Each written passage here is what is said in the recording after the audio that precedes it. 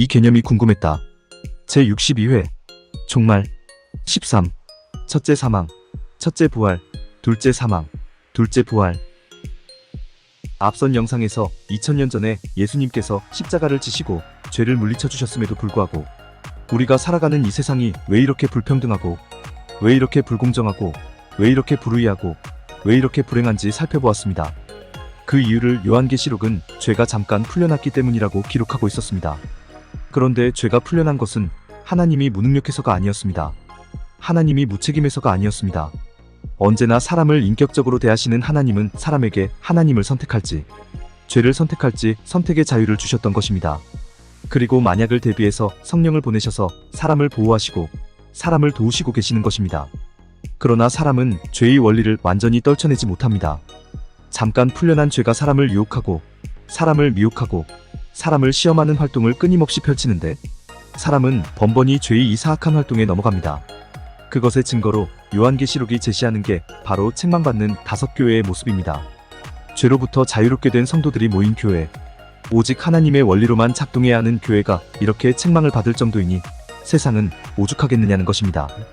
그런데 아주 재미있는 것은 이 모습이 바로 오늘날 우리들의 모습이라는 것입니다. 교회가 책망받는 이유는 첫사랑을 잃어버렸기 때문이었고 다른 교훈을 지키는 자들을 교회 안에 그대로 두었기 때문이었고 자칭 선지자라 하는 사람들을 용납했기 때문이었고 살았다고는 하지만 실제로는 죽은 행실을 하고 있기 때문이었고 믿음이 뜨겁지도 않고 차지도 않았기 때문이었습니다. 이 모습이 바로 오늘날 교회의 모습이 아니면 무엇이겠습니까? 더하면 더했지 절대로 덜하지는 않을 것입니다. 결국 시간이 갈수록 교회는 더 악해져 갔다는 의미이고 세상 역시 더 악해져 갔다는 의미입니다. 2000년 전 예수님을 통해 사람을 죄에서 구원한 하나님은 사람이 하나님과 죄 중에서 하나님을 선택할 것이라고 기대하셨고 믿으셨는데 사람은 하나님의 기대와 믿음을 저버리고 결국 죄의 길로 더욱 깊이 빠져들고 있는 것입니다. 여쭈어 보겠습니다. 사람들의 이런 상황을 가장 안타까이 여기시는 분이 누구시겠습니까? 당연히 하나님입니다.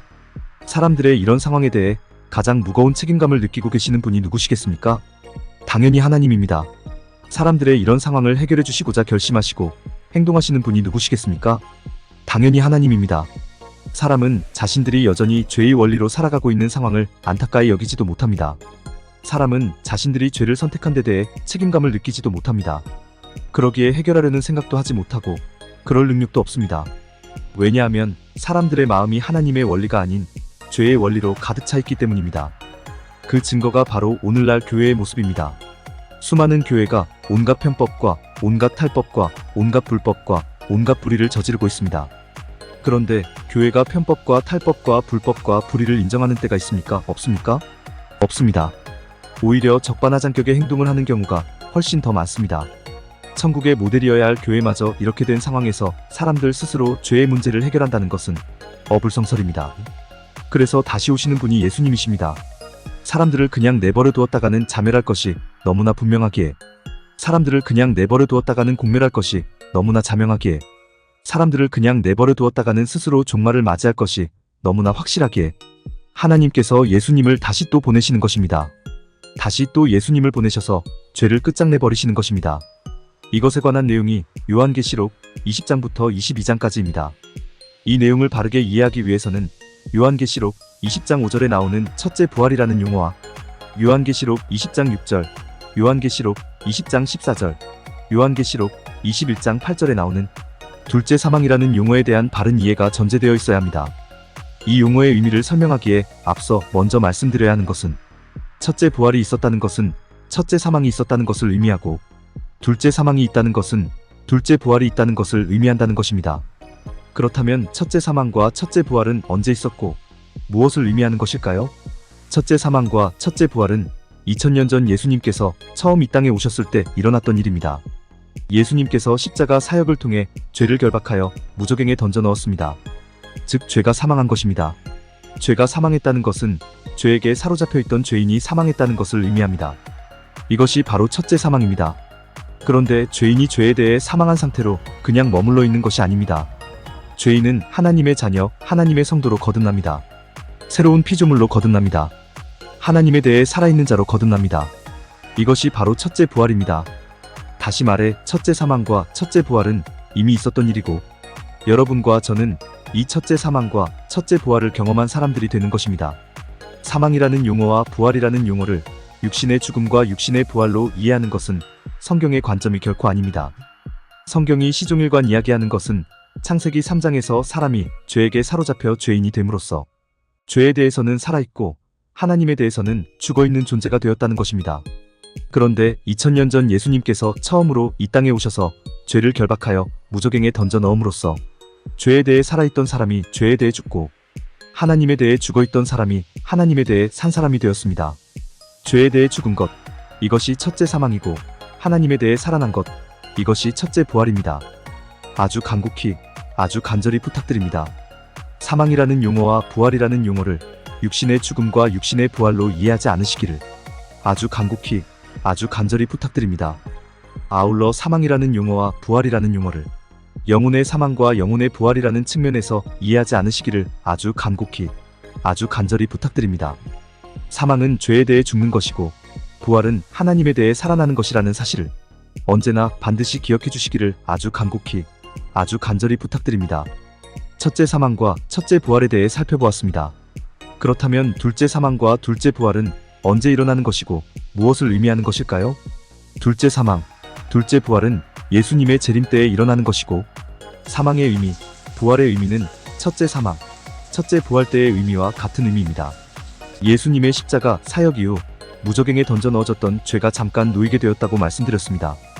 이로 인하여 세상은 다시 죄의 세상이 된 것입니다. 이 죄로 인하여 하나님의 은혜로 구원을 얻은 성도들 안에도 죄의 습관, 죄의 습성이 남아있는 것이고 아직 성도가 되지 않은 사람들은 여전히 죄의 원리로 살아가게 되는 것입니다.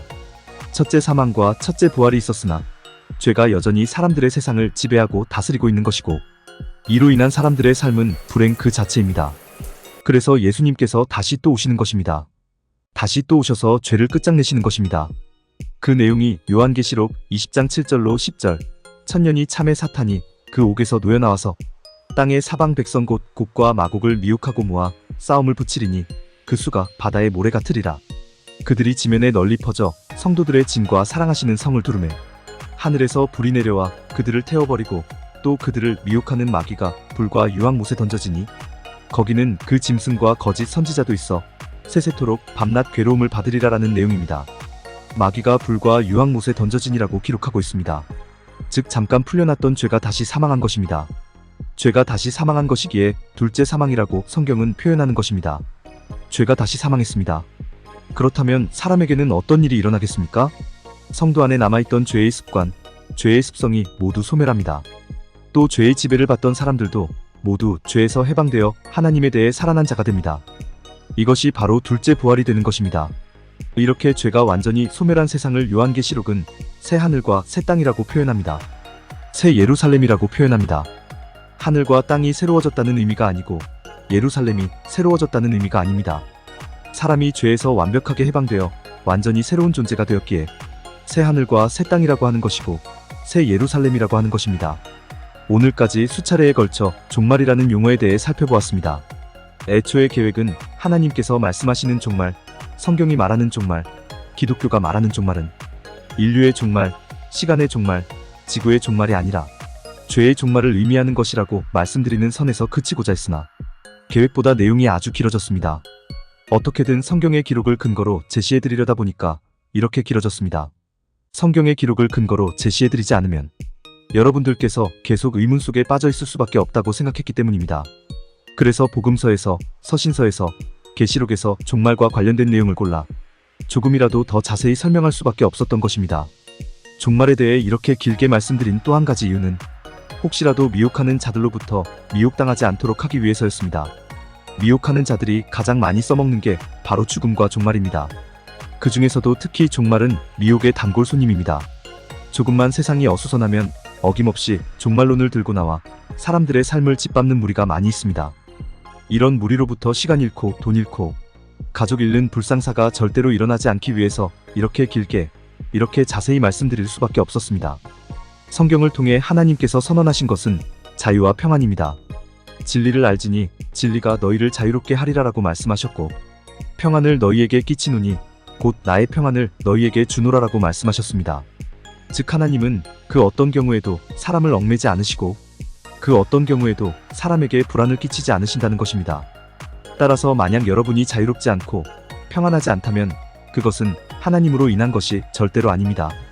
자기 자신에게 문제가 있거나 내가 다니는 교회에 문제가 있거나 내가 다니는 교회의 목사에게 문제가 있는 것입니다. 자유롭지 않은 신앙, 평안하지 않은 신앙은 바람직한 신앙이 아닐 뿐더러 하나님께서 원하시는 신앙도 아닙니다. 하나님께서 왜 존재하시는지, 하나님께서 왜 일을 하시는지를 바르게 이해하고 바르게 깨달아 하나님으로 인한 자유와 평안을 만끽하실 수 있는 3927TV의 가족이 되시길 아주 간곡히, 아주 간절히 기도하겠습니다. 공감이 되었다면 구독과 좋아요, 알람 설정 부탁드립니다. 하나님의 말씀을 바르게 전하는 데 큰 도움이 될 것입니다. 평등하고 공정하며 정의롭고 행복한 세상을 이루는 데 큰 도움이 될 것입니다.